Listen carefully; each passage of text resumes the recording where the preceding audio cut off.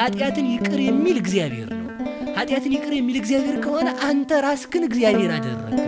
ጥያቄያቸው አብ በኖረበት ዘመን ስሙ አብ ከሆነ አብ በኖረበት ዘመን ወልድ አለ ማለት ነው። ሰይጣን አምላክ መሆኑን ቢያውቅ ኖሮ አያሰቅለው።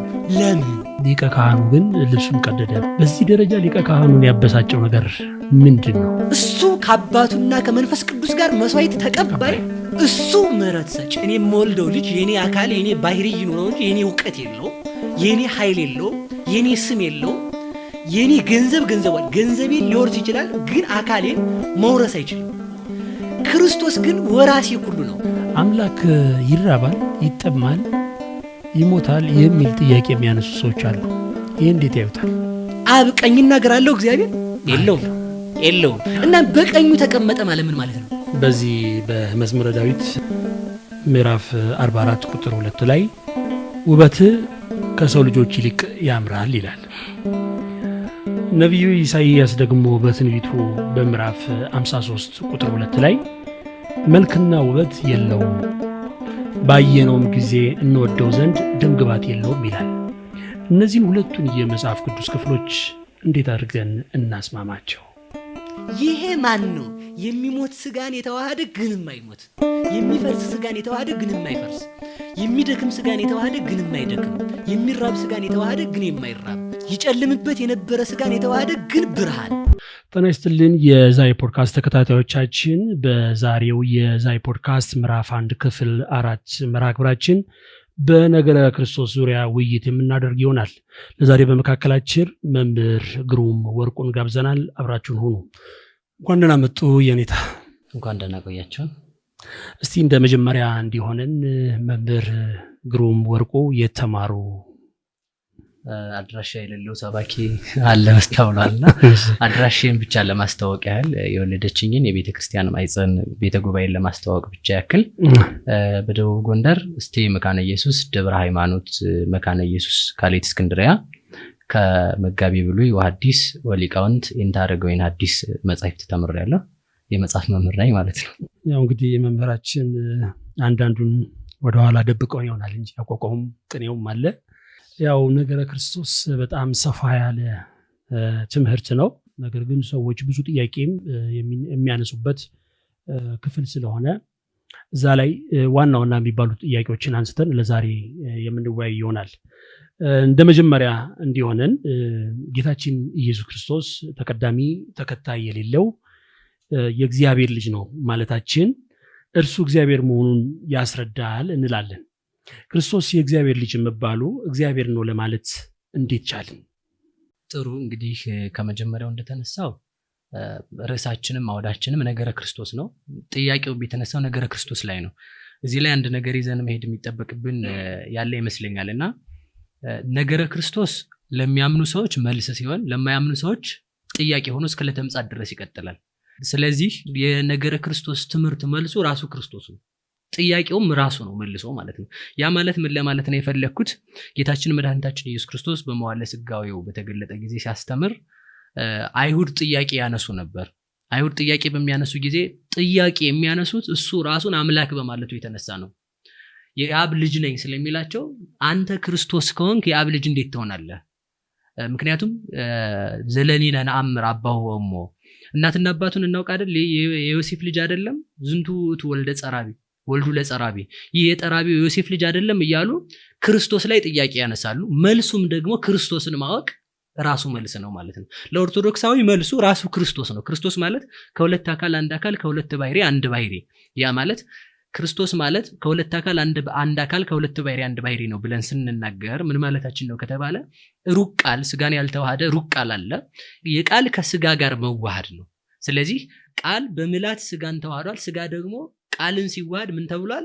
ክርስቶስ የሚል ስም ተሰጥቷል። ክርስቶስ ማለት ከሁለት አካል አንድ አካል ከሁለት ባህሪ አንድ ባህሪ፣ ባህሪ እግዚአብሔርና ባህሪ ሰብ አንድ የሆኑበት ማለት ነው ማለት ነው። ክርስቶስ ቢል መንጦ ላይ ተመለኮት ብሎም የተረጎመ ሊቅ አለና ምን ማለት ነው? ክርስቶስ ማለት አምላክ ብቻም አይደለም፣ ሰው ብቻም አይደለም። ክርስቶስ ማለት በተዋህዶ ከሁለት አካል አንድ አካል አምላክ ወሰብ ነው።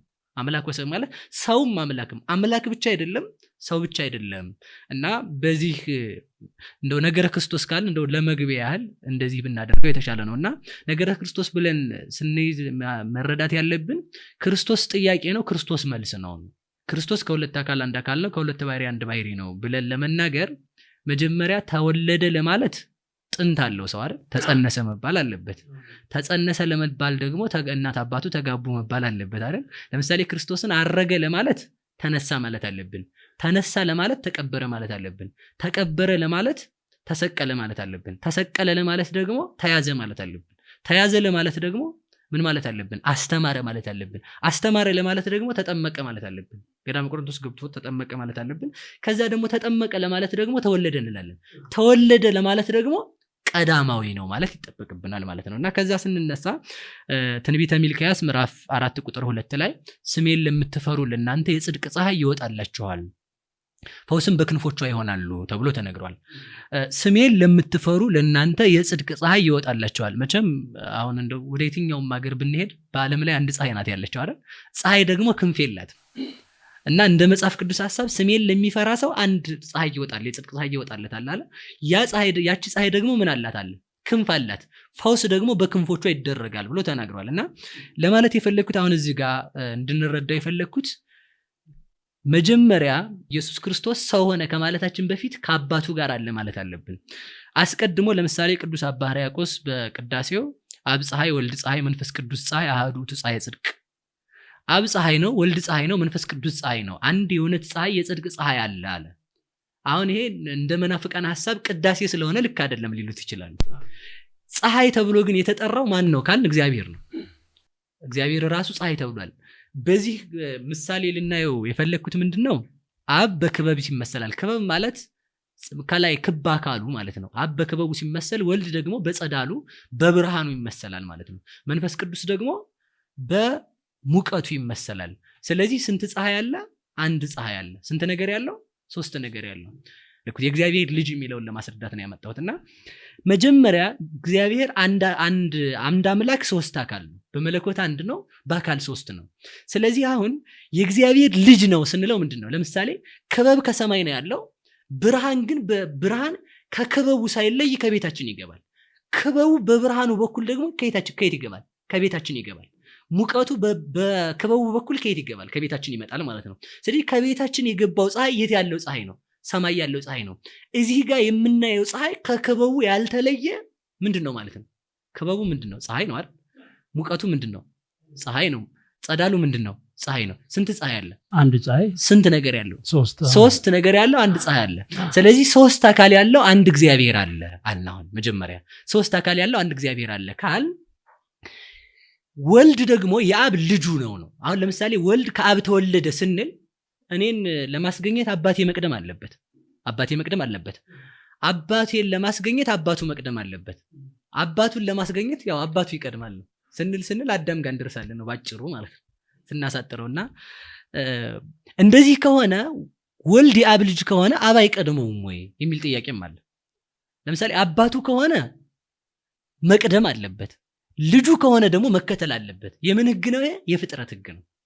ለምሳሌ ይህንን ስናነሳ በዚያው ይዘነው እንድንሄድ የምፈልገው ብዙ ሰዎች ጥያቄ ሲያነሱ እንዲህ ይላሉ፣ አባቱ የማይቀድመው ልጅ ነው ስንላቸው አባቱ የማይቀድመው ልጅ የለም ብለው ክርክር ያመጣሉ ማለት ነው። ይህን ክርክር ሲያነሱ ይህ ለእናንተ አልተረዳችሁም ስንላቸው ለእናንተ የተገጠመው የመላክ ጭንቅላት ነው ወይ የሚል ያነሳሉ።